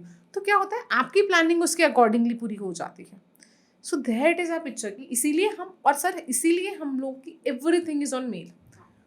Everything आपने हमें क्या इंक्वायरी देती है, क्योंकि एट टाइम्स क्या होता है, हमारे सारे स्टाफ के पास रिकॉर्डेड वाले, जिसपे आप उनकी पूरी वॉइस रिकॉर्ड होती है, चैटिंग रिकॉर्ड होती है. क्योंकि क्या होता है, कस्टमर्स ना बस यहाँ का भाड़ा बता दो, इंदौर से दिल्ली का, सर मटेरियल क्या है, ट्रक क्या है, पिन कोड क्या है, वेट क्या है, वेट बता देंगे 20 टन, लेंथ क्या है, फिर वहां जाके पता चलेगा कि वो तो बाहर से आ रहा है. yes. अब इन चीज़ों का ना कंसाइनमेंट सर ऐसे lemon you won't understand, but हमें बॉर्डर पे टैक्स बहुत लगता है इन चीज़ों का. अगर हाइट ज़्यादा आ रही है, लेंथ ज़्यादा आ रहा है, वेट से थोड़ा भी ज़्यादा बढ़ रहा है, तो उस चीज़ों को हम क्लियर करते हैं और मेल पे लेते हैं इसीलिए. और हम अपनी रेट भी मेल पे देते हैं कि सामने वाले को भी हम लीगल प्रूफ दे रहे हैं, पर हम अपने पास भी इक्वली लीगल प्रूफ रख रहे हैं कि this was what you told us, this is what we arranged for you according to your requirement and now you are getting. At times लोग उस बात से मुकर जाते हैं, इसीलिए हम रिकॉर्डिंग भी रखते हैं अपने हर मोबाइल पे with the conversation, and that really helps. क्योंकि आज भी आपको समझना पड़ेगा, not everyone talks on mail even today. Yes, और इस बिजनेस में तो बहुत ही कम है. एग्जैक्टली. सो देयर कस्टमर्स तो हमें सभी टाइप के चाहिए. सो देयर वी कीप कि यहाँ पे हम वॉइस रिकॉर्डिंग रखते हैं, और जो हमारे सारे कॉर्पोरेट कस्टमर्स वगैरह जो हैं, MNCs हैं, उनसे everything is on mail. Every talk is regarding mail. Bill नहीं पहुंचा है, बिल पहुंचा है, कोरियर हो गया है, everything you will find it on mail. Now my second part of question is कि it is a 50-year-old business that you are entered into. You are the third generation entering into this business. बहुत पुराना business है, pros and cons सब पता है, ऐसा कोई challenge नहीं होगा जो फेस नहीं किए होंगे. बट जब आप एंटर करें तो what were the challenges you find out and how you address those? So sir मैं एक बात बताऊँ, हो सकता है कि ट्रांसपोर्ट कंपनी जो कंपनी है, ऐसा कंपनी इन्होंने सारी चीज़ें फेल होंगी, but with the evolution new problems daily आती हैं. Yes, true. Even after 5 years I can tell you there are new things which I learn on daily basis. Of course. अब मेरे साथ प्रॉब्लम जो तब भी थी और कहीं हद तक अब भी है, but then to have evolve myself from that level. क्या है सर, जब मैं स्टार्टिंग में कस्टमर की इंक्वायरीज आती थी और हमारे ट्रैफिक मैनेजर्स हैं जो हमें उस एरिया की गाड़ी अवेल करा के देते हैं, चाहे वो हमारी इन हाउस हो चाहे बाहर से हो, कि वो लगा पाएंगे क्या और लगा पाएंगे तो क्या रेट पे लगा पाएंगे. They never used to reply me, क्योंकि अगेन उन्हें लग रहा था ना कि टाइम पास के लिए. I have worked with them in the accounts but not as a transporter. Women को शायद, and they are very old staff of mine, like at least 35-year-old staff, not they 35-year-old, 35-year-old staff. So मुझे बहुत खुद ही call करना पड़ता है. मैंने भैया आपको इंक्वायरी दी थी ना, आपने मुझे रेट नहीं दी. हाँ देता हूँ, बिजी हूँ. भैया मैंने आपको इंक्वायरी दी थी ना, यू नो फॉर दैट खुद मुझे इतनी बार फॉलो अप करना पड़ता था, बट मुझे पता था कि मुझे काम करना है एंड अब मैं बैकआउट नहीं करूँगी, you know. So for that thing I really kept a patience with everyone, be the field staff को सर मैं अपॉइंटमेंट फिक्स करती थी कितने टाइम से सर से लोगों से लेके, and if they are not reaching that they don't bother to inform you, because I am a person very much up to my words, कि अगर मैंने वहाँ बोल दिया मैं 10 बजे नहीं हूँ मतलब मेरा मैसेज आ जाएगा. And I used to feel so bad कि यार it is taking me time, you know, lots of time to arrange those 1-1 meeting for you, and they like नहीं जा पाया तो क्या हुआ. They used to reply me like this. I used to feel so bad कि dude what is this happening. पर मुझे पता था कि अभी I have not reached that level, you know, where I can, you know. So because of that journey, ups and downs देख के अभी ये बहुत कम percentage रह गया है, but it is still there. But now I have reached a position where, you know, I am in a position to take the control out of them. So you understand the dynamics of driver, क्योंकि drivers क्या करते हैं, वहाँ पे पहुँच जाएंगे, फिर बोलेंगे खाली ट्रक जाना है, फिर बीच में से सामान उठा लेते हैं अपने फायदे के लिए. That also happens in transport. These are all myths which are happening which are going on in the market. Driver नाम जब भी सुनते हैं ना, लोगों की मेंटालिटी में इंटीग्रिटी में बहुत बड़ा सवाल हो जाता है, सब तुरंत नेगेटिविटी आती है. पर मैं आपको एक दूसरा रूप दिखाती हूँ ड्राइवर का, ठीक है. आप तो जाके रात को अपने फैमिली के साथ ही सोते हो, कम वॉट में आप कितना ही हार्ड वर्क कर रहे हो, at the end you are there with your family, आप सुबह उनका फेस भी देख रहे हो. बट सोचो हमारे ड्राइवर्स जो लॉन्ग जर्नीज पे जाते हैं, यहाँ से पुणे से हमें मिला कलकत्ता मटीरियल, कलकत्ता से हमें मिला गुवाहाटी से मिला कहीं और का, they are taking at least 20-25 days हमारे ट्रिप पे. खाना अगर आप 2 दिन बाहर खा लो ना, यू आर लाइक अब तो मुझे घर की खिचड़ी ही चाहिए. 25 days they are eating outside, है ना. हम तो थोड़ी सिटी चलते हैं तो डाइजेशन प्रॉब्लम हो गया यार, पानी चेंज हो गया, है ना. उनका तो एवरी डे में भी शायद 3 बार पानी चेंज हो रहा होगा. True. Just think about the hard work they are doing. गर्मी सर्दी बारिश शायद एक ही दिन में देख लेते होंगे, तीनों वेदर. फ्लड्स आपको भी पता है कि कहीं पे भी एक्सीडेंट हुआ, गलती तो बाद में सोचेंगे, पहले तो ड्राइवर को मारना स्टार्ट. पुलिस हो जनता हो किसी को भी, क्यों भैया सिर्फ ड्राइवर्स की गलती होगी या सिर्फ बड़ी गाड़ी वाले की, ये है सबकी उसमें. आप सोचो हमें तो कितनी पुरानी सोच पे वर्क करना है लोगों की. क्यों ड्राइवर का नाम सुनते ही लोग, आज भी इंडिया में ऐसे होटल और रेस्टोरेंट्स हैं जो ड्राइवर को एंट्री नहीं देते हैं. yes. क्यों? ह्यूमन बीइंग नहीं है क्या? ये हमारी संस्कृति है सर. जहाँ मतलब कृष्ण जी, वो सुदामा को रोक दिया गया था और कृष्ण जी खुद लेने गए थे, क्या हमने यही सीखा आज तक? सोचो इतना हार्ड वर्क कोई भी नहीं करता होगा सर जितना वो लोग कर रहे हैं. तो इसीलिए हमारी एक रिक्वेस्ट है सबसे, इसीलिए हम मैं उनको काउंसिल करती रहती हूँ और वो प्लेटफॉर्म्स देती हूँ कि अच्छा पहनो, अच्छा देखो, क्लीन रहो. जब ये सब करोगे खुद को कॉन्फिडेंस आएगा और खुद को फील अच्छा होके धीरे धीरे लोगों की मेंटालिटी चेंज होगी. बट होगी. विमेंस भी ये एक्सेप्टेड नहीं थी ना ट्रांसपोर्ट इंडस्ट्री में, आ रही है ना. ऐसे ही हमारी हर इंडिविजुअल से होती है कि एक बार बैठ के सोचो यार कितना हार्डवर्क कर रहे हैं, तब जाके हर किसी को जब कोविड में दाल सब्जी नहीं मिल रही थी, फल नहीं मिल रहे थे, लोगों ने अपने दिन कैसे निकाले थे, उस टाइम पे भी ये लोग थे जब ये लोग सब काम कर रहे थे. They were there in the front end without worrying about themselves, and they are here also today. Respect them. अगर कहीं दिखता है driver, respect them. It is also a profession only. चोरी नहीं कर रहे हैं वो किसी का, अपहरण नहीं कर रहे हैं किसी का, अर्निंग के लिए काम कर रहे हैं. Equally important. ट्राई आपकी कितना हार्डवर्क होता है इसमें. अपने आप फूड कुक करते हैं. सर मेरे सारे ड्राइवर्स इंस्टाग्राम यूज़ करते हैं, हमारी कंपनी को टैग करते हैं, रील्स बनाते हैं, different format. They ask me कहीं रील देख के कि इस टाइप की रील में एक विजुअलाइजेशन है, वो हम कैसे यूज़ कर सकते हैं.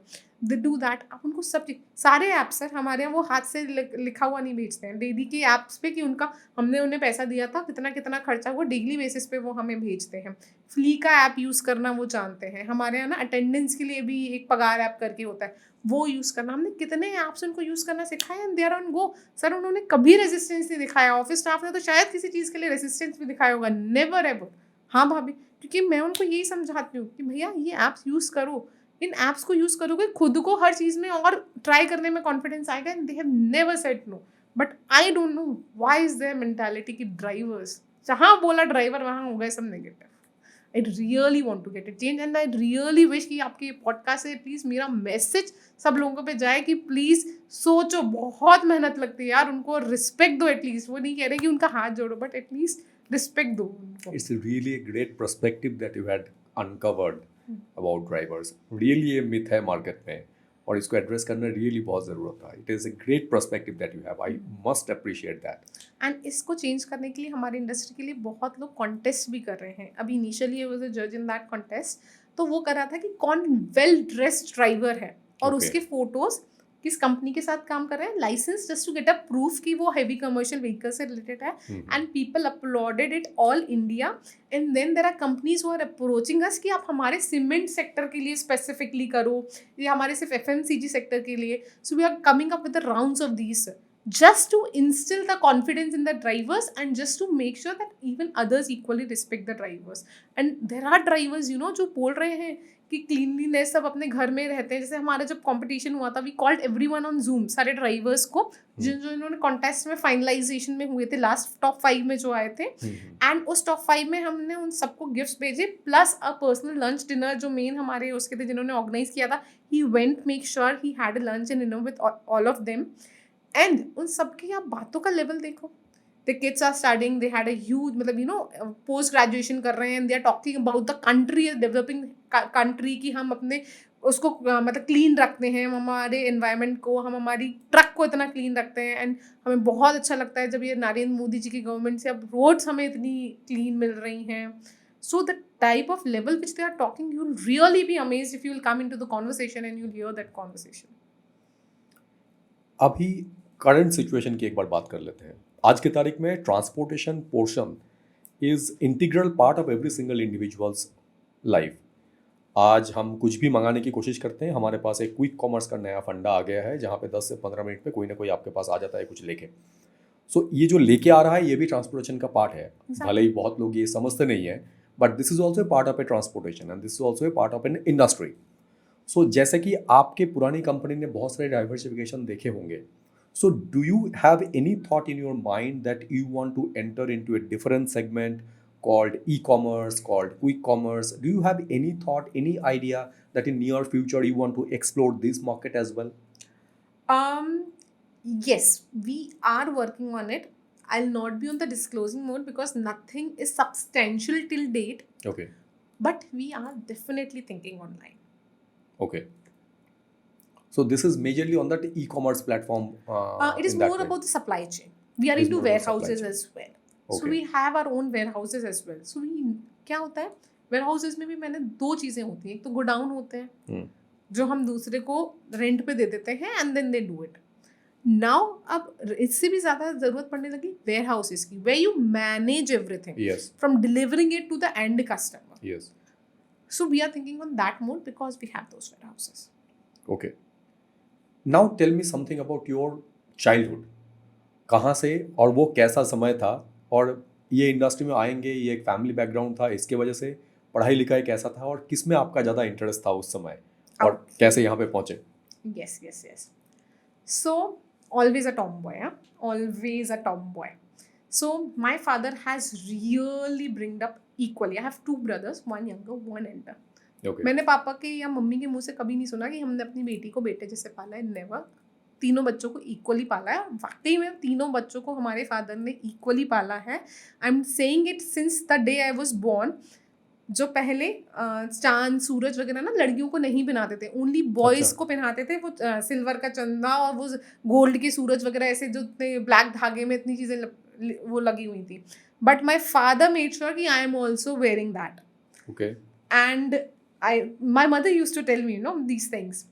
एंड अगर 4:30-5 बजे हमें उठाते थे हमारे पापा, तो हम तीनों को कंपलसरी था वो बैडमिंटन जाके 4:30 बजे उठते थे, 5 बजे जाते थे, 5 से 6 वहाँ बैडमिंटन खेलते थे, 6 बजे आते थे, रेडी होते थे, 7 बजे हमारी बस आती थी।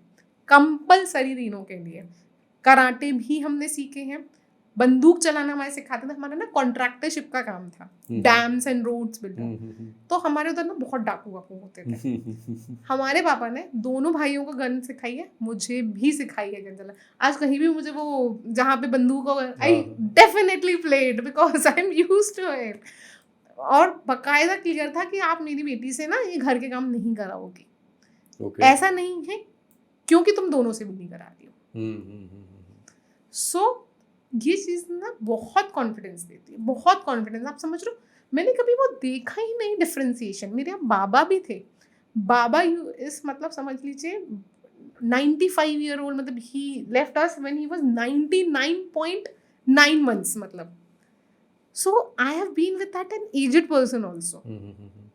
तो कभी डिफरेंस नहीं करा। आप समझो, वो बाहर पढ़ने गए, मैं बाहर पढ़ने गई, उनको बाइक मिली, मुझे एक्टिवा मिली। कहीं हाँ एक ज़रूर था यार, जो फ्रेंड्स वगैरह में आ जाता है कि भैया वो लोग शायद बहुत रात तक बाहर होते, but we understand, we were in that city and we had an elder person with that. But जितना मम्मी पापा अपनी एज पे नॉर्मल कर सकते थे, वो पूरी अपब्रिंगिंग इक्वली हुई है। तो वहाँ कभी डिफरेंस ही फील नहीं हुआ। तो बहुत अच्छा वो था, बाहर पढ़ने गए थे, ये वो किसी से मतलब ज़बरदस्ती मनवा के किसी से प्यार से मनवा के बट करा। तो इस चीज़ ने कभी डिफरेंस दिया नहीं। तो खुद को बहुत कॉन्फिडेंस था हर चीज़ के लिए। क्या इंटरेस्ट था बचपन में? मुझे ना नंबर्स बहुत इंटरेस्ट करते थे, इसीलिए मैंने मैथ्स कभी नहीं लिया था, कॉमर्स लिया था। My father definitely wanted me to take that maths, but क्योंकि मुझे मैथ्स के साथ आपको फिजिक्स केमिस्ट्री वगैरह वो भी पढ़नी रहती, which I didn't like it, so I definitely went with accounts and I wanted to be a CA. I definitely even till date मुझे ऐसा लगता है कि मैंने क्यों नहीं करा यार वो CA. I don't know if I would have passed और नॉट, बट मैंने है ना यहाँ पे 12th के बाद पापा मुझे काउंसलिंग के लिए लेके आए थे इंदौर में, और काउंसलर ने भी कहा था seeing my marksheet and marks, मतलब अकाउंट्स में आज तक 11th और 12th में कभी भी एक बंदे भी मुझसे एक मार्क भी ज़्यादा नहीं लेके आया। नहीं तो वो तो मेरे ईगो को हर्ट कर जाए, मतलब अगर एक मार्क भी किसी का ज़्यादा है कि यार अकाउंट्स में तो किसी का भी मतलब हाथ मेरे से बेटर हो ही नहीं सकता है। And looking by marks, my interest, everything CA, उसने सीए ने भी बोला कि भैया आपको सीए ही करना चाहिए, काउंसलर ने, एंड देन एमबीए। बट क्या हुआ, मैं अपने मेरे मामा जी रहते थे, मैं मामा जी को बताई कि भैया काउंसलर ने ऐसे बोला। उन्होंने बोला रुक बेटा, अपने 5 लोग हैं जो सीए कर रहे हैं, चल अपन 5 से बात करते हैं। My god, when I talk to those all 5 चप्पल घिस गई, आंखें 2 लग गई, मतलब स्पेक्स लग गए हमें। You should never do CA. 0.5% था तब पास आउट का, बहुत कम सीए लोग पास आउट होते थे। 5 to 5 see were against it. आप समझो 12th में आप इतने ज़्यादा वो नहीं रहते हो कि आप उनसे 5 के बाद, वो उसने बोल दिया था ठीक है भैया कर रहे हैं, 5 ने मना कर दिया, पापा ने भी बोला यार सब मना कर रहे हैं, मैंने भी बोला चलो भैया वापस चलते हैं। It was like this. उतना मतलब और रिसर्च नहीं करा, इतना गूगल वाला एरा नहीं था कि हर चीज़ के लिए गूगल कर लूँ कि किसी से और डिस्कस कर लूँ। वो 5 में मेरी जर्नी खत्म हो गई थी एंड आई वाज एंड वापस बैक टू पेवेलियन, वहाँ जाके लोकल कोर्स करा, फिर सोचा एमबीए की प्रिपरेशन के लिए, फिर यहाँ आई एमबीए करा। बट मुझे even when I was doing MBA preparation, आपको पता है बार बार मुझे लगता था कि यार मैं सीए कर लूँ, बट तब इतनी हिम्मत नहीं हुई बाद में, ये 1.5 साल पास ऑन करने के बाद, कि मैं अपने मम्मी पापा को बोलूँ कि मैं सीए करना चाहती हूँ। तो मुझे ऐसा लगा कि कहीं ऐसा नहीं हो कि मैं ये बोलूँ तो ये चीज़ भी हाथ से जाए और सीए भी नहीं करने को मिले, और वापस घर पे पहुँच जाए अपन वापस कि बेटा तुम तो बहुत कन्फ्यूज हो रही हो, तुम आ ही जाओ। वो चीज़ नहीं, पर मुझे बार बार लगता था कि मैं सीए कर लूँ, मैं सीए कर लूँ, मैं सीए कर लूँ। तो आप इंदौर में पढ़ने के लिए आए थे? मैं इंदौर में पढ़ने आई थी, सेरेब्रल हाइट्स में मैंने अपनी MBA की प्रिपरेशन करी थी। और वो कौन से साल में है? 2012 तो आई कंप्लीटेड माई MBA 2008। अच्छा, तो पहली बार घर से बाहर जब आप खुद को मैनेज करते हैं, वहाँ से क्या सीखा? वहाँ से घर की वैल्यू सीखी। जब मैं घर पहली बार छुट्टियों के बाद गई थी तो I was crying because I was missing home. And definitely मुझे लगता है हर किसी को बाहर जाना चाहिए। बहुत चीज़ें आप सीखते हो, बहुत चीज़ें लोगों के साथ कैसे बना के रखनी चाहिए, मुंह कितना खोलना चाहिए, नहीं खोलना चाहिए, कैसे हर चीज़ करनी चाहिए। मतलब आप वो चीज़ अपने बच्चों को एक घर में कभी नहीं सिखाते जो एक बाहर रह के सीखनी पड़ती है। कभी पैसों को लेके बजटिंग करना सीखा है जब आप बाहर रहते थे? नहीं, हाँ, मतलब not in that much sense to be very frank. हमें ऐसा कभी नहीं हुआ कि हमें फिक्स खर्चा मिलता था। हमने बोला कि चाहिए तो आ जाता था। बट आप समझो खुद से ही इतना खर्च नहीं होता स्टार्टिंग में, क्योंकि अभी तक तो सब मम्मी पापा कर रहे होते हैं ना, आपको तो आटे दाल का भी भाव नहीं पता होता है। Yes, and to be very frank hostel में ना फिक्स ही खर्चे लगते थे। मैं यहाँ पे कुछ अपना PG लेके तो रह नहीं रही थी, तो हॉस्टल में तो फिक्स खर्चा है, आपको ब्रेकफास्ट नाश्ता वगैरह सब मिल रहा है, तो इतना ज़्यादा कुछ लगता नहीं था। पर हाँ, मुझे इतना ज़रूर पता है कि स्टार्टिंग में आपसे खर्चे नहीं होते हैं। आप चाहते हो वहाँ पे आप सेव करना, क्योंकि आपको आदत नहीं होती है। ये धीरे धीरे आपकी या तो किसी की बहुत ज़्यादा आदत होती है या किसी की बिल्कुल ही आदत नहीं होती है। How much you value money over your ambition? Money तो एक नेसेसरी है जिसकी एक वैल्यू हमेशा रहेगी, क्योंकि मनी ही नहीं है ना आपके पास, तो आपकी शायद चीज़ों की उतनी वैल्यू भी नहीं है, आपकी बात की भी वैल्यू नहीं है। कोई मेरी बात मानेगा नहीं मानेगा, बट आपको एक्सपीरियंस यही बोलेगा, और जो सबकॉन्शियस माइंड में सब लोग जानते हैं ये बात। Okay, so money should be the integral part to become something. Money isn't money? Yes, true. And secondly, I just want to understand one thing that कि बचपन में आपने 5 से 6 बैडमिंटन प्रैक्टिस किए हैं, यू कैन। सो जब हम कोई स्पोर्ट्स में इन्वॉल्व होते हैं, जब हम कोई स्पोर्ट्स में पार्टिसिपेट करते हैं, तो हमारे अंदर एक स्पोर्ट्समैन स्पिरिट डेवलप होता है। वो हमें ये सिखाते हैं कि ओपोनेंट्स को कैसे टैकल किया जाए, या अगर आपका पार्टनर है तो आपके पार्टनर के साथ कितना अच्छे से आपको तालमेल बना के रखना पड़ता है if you really winning the game और want to win the game. So ये स्पोर्ट्स आपको क्या सिखाता है जो आपको बिजनेस में मदद करता है? मुझे लगता है सबको स्पोर्ट्स इसलिए सीखना चाहिए क्योंकि सबको हारना आना चाहिए। हारना जीवन में बहुत इंपॉर्टेंट है, आप हर जगह नहीं जीत सकते हो। मेरा बेटा है, वो जब भी किसी टास्क को करता है और नहीं कर पाता है, he really gets irritated. And मेरा सिर्फ एक ही चीज़ होता है कि तुम्हें क्यों अच्छा बनना है। तुम्हें ड्राइंग भी अच्छी करनी है, तुम्हें क्रिकेट भी अच्छा खेलना है, तुम बैडमिंटन खेलने जाते हो, तुम्हें उसमें भी भैया फर्स्ट उसमें आना है, तुम चेस प्लेयर हो। कुछ चीज़ें सिर्फ हॉबी होनी चाहिए, हर चीज़ में आप अच्छे नहीं हो सकते। इसलिए बार बार मुझे लगता है स्पोर्ट्स लोगों को इसलिए खिलाना चाहिए कि हारना इज़ वेरी इंपॉर्टेंट। आप हर चीज़ में सक्सेसफुल नहीं हो सकते, और नहीं होना भी चाहिए। भैया ज़िंदगी इंजॉय करने के लिए भी है, सिर्फ सक्सेसफुल होने के लिए नहीं है। This is my Mantra. See everyone has a different Mantra, but मेरी लाइफ का मंत्रा है कि आपको बहुत क्लियर होना चाहिए कि क्या चीज़ आपको आती है या क्या चीज़ आपको पसंद है और क्या चीज़ आपको नहीं पसंद है। जो चीज़ पसंद है वहाँ पे सक्सेसफुल बनो ना, बट हर चीज़ में सक्सेसफुल बनना क्यों बनना है भाई? मतलब मैं तो अगर रोटी भी बना रही हूँ, टू बी वेरी फ्रैंक, और अगर वो टेढ़ी मेढ़ी रोटी जल्दी बन रही है तो I am good to do. मुझे सिर्फ सर्कल प्रॉपर सर्कल है। I am not a perfectionist, and I always believe don't be a cat who always looks for rat, be a lion and think about कि आपको ये पूरा आपका जो provisions है ये इस पे आपको केटर करना है। वो सिर्फ एक छोटे छोटे रैट्स पे आपको उनको खा के अपनी थर्स्ट वो नहीं करनी है। That's really great. Now the final part. What is your pastime? Pastime के लिए सर टाइम ही नहीं होता है। Very frankly I am telling you, there is no pastime, but then too I believe मेरा एक अलग अलग पर्सपेक्टिव है इसमें। हम मैं तो इसको ऐसे बहाना लेता हूँ, फ्रैंकली टू से, जब हम बोलते हैं कि मेरे पास टाइम नहीं है। आप उन्हीं इंसान को एक ऐसा उनके इंटरेस्ट की प्रायोरिटाइज काम दे के देखो, वो सब काम छोड़ के उसमें लग जाता है। हाँ, पर प्रायोरिटाइज टाइम तो मुझे पता नहीं कि पास टाइम कैसे। So if you really want to enjoy your life, if you really want to balance your life, then you should have an equilibrium. एक पार्ट हमारे ज़िंदगी का होता है जब हम सब भूल के, खाना पीना, दोस्त यारी सब भूल के हम सिर्फ काम पे कॉन्सेंट्रेट करते हैं क्योंकि हमें कुछ बनना होता है। जब हम वहाँ तक पहुँच जाते हैं तब हम ये सोचते हैं कि पीछे हमने वो सारे छोड़ दिए, फिर हम उसके पीछे भागते हैं कि हम वापस से उस चीज़ को कैसे हासिल कर सकें। सो इस चीज़ को आप कैसे बैलेंस कर सकते हैं, या बैलेंस करना चाहते हैं या जानते हैं? देखिए सर, जैसे कि आपने बोला तो definitely I am not a person who keeps logging whole day. जैसे कि मैंने बताया था कि मैंने डेली वर्क के लिए अपनी टीम कर रखी है, but I equally had 2 children जिनको मैं इक्वली अपना टाइम डिवोट करती हूँ। द रीज़न बीइंग कि अगर मैं 2-4 दिन के लिए कहीं भी मीटिंग बाहर जा रही हूँ, तो I really see the difference in the nature. When I come back, I really the people who are mothers who can definitely relate to me, मुझे 8 दिन और मेहनत करनी पड़ती है उनको उस लाइन पे लेने के लिए, क्योंकि आई बिलीव कि अगर मेरे पास कंपल्शन तो नहीं था ना कि उनको आपको बर्थ देना ही है, रेस करना है, but if I am brought to my life, मैं उनका बचपन उतना ही प्यारा रखूँ जितना मेरे मम्मी पापा ने रखा था, कि we are always available. And इस चीज़ का मैं सबसे ज़्यादा क्रेडिट दूंगी मैं अपनी मदर इन लॉ को, to be very frank. Why I will tell you, क्या होता है आज के ज़माने में, आपको भी पता है, आप जितनी मेहनत करोगे आपको उतना पैसा आता जाएगा। मेहनत कर पैसे कमाने की अपॉर्चुनिटीज इतनी ज़्यादा हैं आजकल, बट ये बैलेंस मम्मी करवाती हैं। आप समझ रहे हो, पूरे टाइम काम में नहीं लगे, मतलब आप इतने के टाइम के बाद आप नहीं जाओगे। जैसे मेरी पता है कि मम्मी, मैं रात में कहीं जाऊंगी मीटिंग के लिए, मम्मी को नहीं पसंद आएगा, मैं पूरे टाइम करूंगी, मम्मी को गुस्सा होगी, तो स्टार्टिंग में हो सकता है मुझे वो चीज़ से प्रॉब्लम हो, but then when I look at back और दोस 5 years, तो मुझे लगता है नहीं यार, मम्मी की वजह से ही तो मैं ये बच्चों को टाइम दे पाई और ये बैलेंस बना पाई। ट्रू। सो अभी I am into that phase जहाँ पे मेरे लिए 2-3 चीज़ें प्रायोरिटी हैं।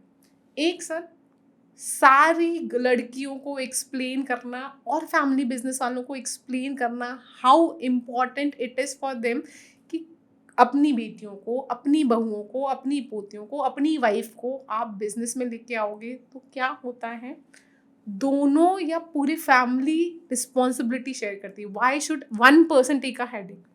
मैं आपको बहुत क्लियरली बताती हूँ, जिस दिन मैं ट्रांसपोर्ट में मैं घुस तो गई क्योंकि मेरे पास शायद दूसरा ऑप्शन नहीं था, but I was very sure कि मेरे और मेरे हस्बैंड की पक्का डिवोर्स हो जाएगा। मैंने आज बिजनेस ज्वाइन कर लिया है because he was a very short tempered person and very dominating. तो मुझे वेरी श्योर थी कि यार बरखा घुस तो गए हैं, बट टुडे जर I tell you, he is much more happier person. मेरे स्टाफ वाले अगर शायद मेरी सुनते हैं, वो इसीलिए सुनते हैं क्योंकि उनको पता है कि my husband looks into it, he equally listens to it and he listens to it at a priority level। शायद इसीलिए मुझे इतनी ज़्यादा प्रॉब्लम नहीं आ रही है। एंड हमारी केमिस्ट्री कहीं ज़्यादा इंक्रीज हुई है उसके बाद, क्योंकि if he is in bad mood, I know the reason behind it, and now in the business I understand कि व्हाट आर द प्रॉब्लम्स, कि कैसे आपको कैश को भी बैलेंस करना पड़ता है। Howsoever rich you are industry, you will always find cash in handless. Yes, true. So वो सारी चीज़ों ने मुझे बताया कि हाँ, बहुत फ़र्क पड़ा उसके नेचर में भी। And after business lady I also equally understood the importance कि बच्चों में क्या क्वालिटीज डालनी चाहिए which are important for business. आप समझो, देयर आर मेनी थिंग्स जो हम सिर्फ करवाते हैं, बट क्यों करवाते हैं हमें भी नहीं पता है। But now when I see into business कि यार ये चीज़ें तो काम आती ही नहीं है, तो I think into a different prospect कि रेदर मैं इस चीज़ को थोड़ा कम पढ़ा के इस चीज़ को और थोड़ा इनकलकेट कर देती हूँ बच्चों के अंदर। Very true. तो ये थोड़ी चीज़ें हैं सर, और मुझे गर्ल्स पे बहुत ज़्यादा मेरा वो रहता है कि उनको इम्पोर्टेंस समझाऊँ, उनके साथ साथ इन फैमिली बिजनेसेस को भी। इंडिया इज़ तो फुल ऑफ फैमिली बिजनेसेस, वो घर की दुकान ही क्यों ना हो। And I am so happy to see, जब मैं लोगों को, गर्ल्स को ऑटो चलाते हुए देखती हूँ, रैपिडो पे उन लोगों को देखती हूँ, ये तो फील सो प्राउड। जो एक गर्ल को मैनेज करके देख रही हूँ, पहले वो सब्जी का ठेला दिखा रही है, बट शी इज़ अर्निंग ना, शी इज़ सपोर्टिंग। मुझे लगता है भगवान ने सृष्टि दोनों को ही लेके बनाई है, तो हर काम दोनों को ही इक्वली करना चाहिए। कोई किसी से कंपटीशन नहीं है यहाँ पे कहीं, दोनों को ही साथ साथ चलना है। फेवरेट हीरोइन कौन है? खुद अपने आप to be very frank, not into heroines, but हाँ, मेरे को स्मृति ईरानी जी बहुत पसंद है। The type, the way she puts her point of view बहुत ज़्यादा पसंद है। हर बात बेबाकी से बोलना is what I want to teach the next generation. You have interest in politics as well, Indian politics? हाँ सर, है तो बहुत ज़्यादा डीप डाइव में तो नहीं होती, बट हाँ, मुझे इंटरेस्ट रहता है। मुझे लगता है कि पढ़े हुए लोग आते हैं तो कितना डिफरेंस एक कंट्री में होता है, तो उस चीज़ से डेफिनेटली मैं बिलीव करती हूँ। So thank you very much for sharing your ideas and insights about the business that you are doing, and thank you very much for your time that you have managed for our channel. So it was a fantastic discussion with you, and if you can share your experience with this discussion, that it will be great for us. Yes, thank you so much, first of all, inviting me. Second, sir पहले मुझे believe नहीं होता था कि क्या किसी की बात लोगों को इंस्पायर होती है। जब कोई आते थे और इतने thousands of people used to go to listen them, मैं सोचती थी यार लोग क्यों अपना टाइम वेस्ट करने जाते हैं कि यहाँ पे यूट्यूब पे सब तो मिल जाता है। आज किसी भी पर्सन को ढूंढो, उसकी सारी बातें ये वो, why are people going there? But then what happened is I got an opportunity for TEDx. मैंने उसके लिए बोला विमेन से, I can not tell you, there were at least 200 messages lying on me, और 200 मैसेज में 25 मैसेज ऐसे थे वहाँ पे गर्ल्स ने बोला था कि दे वर कंफ्यूज, यू नो, उनको एक कभी अब बूस्टअप चाहिए रहता है किसी को काम करते करते, कभी किसी को एक डायरेक्शन चाहिए रहता है। बट व्हेन वी रियलाइज कि यार हर कोई इस कश्ती पे लड़ रहा है कि थोड़ा एक्स्ट्रा हार्ड वर्क तो करना ही पड़ता है, थोड़ी चीज़ें तो मैनेज करनी ही पड़ती हैं, and then they got a boost up. तब I realise, and believe me from your podcast only, जो आपने दीपिका का किया था, she is my friend, HR है, वर्चुअल HR भी देती है, सब पता था sir.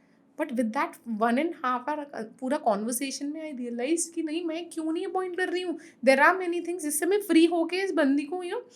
So same like Priyanka, वायु की जो प्रियंका ने कुछ पॉइंट्स किए थे, दे वर सो गुड। अगर कोई रियली जो स्पेशली मुझे जो उसकी चीज़ अच्छी लगी थी, मैं आपको बताती हूँ, लाइक जो लोग रेस में जा रहे हैं, फंडिंग की रेस में, they will realise at the end of the day कि उन्होंने अपना मेंटल पीस भी वहाँ पे रख देंगे। अगर वो फंडिंग उठाएंगे तो वो अपना मेंटल पीस वहाँ पे छोड़ देंगे। It is any day to grow with bootstrap, क्योंकि आप अपना मेंटल पीस से किसी भी लेवल पे आपको कॉम्प्रोमाइज नहीं करना चाहिए। So you know these are the talks which if people really, you know, they will hear it with their heart and mind, they will get the learnings, वो कुछ गलतियाँ करने से बच जाएंगे। And then many people whom I follow, जैसे अंकुर वारिको का, I'll tell you, he is very straight। अब दिन को क्या होता है, लोग क्या बोलते हैं, काम भी करना है, बच्चों को भी टाइम देना है, घर को भी टाइम देना है, फ्रेंड्स को भी टाइम देना है। एक दिन में आप सब कुछ नहीं कर सकते, आपको अपना वीक उस हिसाब से मैनेज करना पड़ता है। जैसे कि अंकुर वारिको ने कहा, I use to do it same thing, but उससे और स्ट्रॉन्ग बिलीफ हो गया, लाइक मेरे को वर्कआउट करना है तो मैं सिर्फ 4 दिन करती हूँ। There are days fix, Sunday को कम वॉट में मैं बिजनेस के लिए किसी से भी नहीं मिलूंगी, कम वॉट में, what ever is opportunity going, fix मतलब फिक्स। देयर इज अ वे कि सैटरडे कुछ ना कुछ फ्रेंड से मिलना ही मिलना है। So there are days where I plan कि यहाँ इस दिन ये करना है, बुक रीडिंग का मेरा फ्राइडे है। So there are days fix for everything for my, and this is how, you know, I keep try to keep a balance of those things. So these talks, I would really ask, if people are not hearing podcasts according to your interest or your field, please go here. You really get to learn a lot from it. So thank you so much, because we also know that it takes a lot of effort in planning out, in taking an appointment for doing this. So this was a podcast with Barkha Agarwal, the director of Jet Trade and Logistics India Private Limited. I hope you liked the podcast and you had a lot of insights about new businesses and how logistic business works and how anyone can create certain positive differences in the family business as well. So thank you very much for watching the podcast. And again, I would like to request you to subscribe the channel so that you can have a lot of updates from our end. And also you can subscribe our other channel, that is the Spotlight Decodes, where you unfold many business ideas. So if you are going to start up and if you are having certain business idea, you can have a lot of insights from that channel as well, because we unfold many business models which will give you a lot of positive impacts to make certain changes in your business model as well. So again, thank you very much for watching the podcast and signing it off.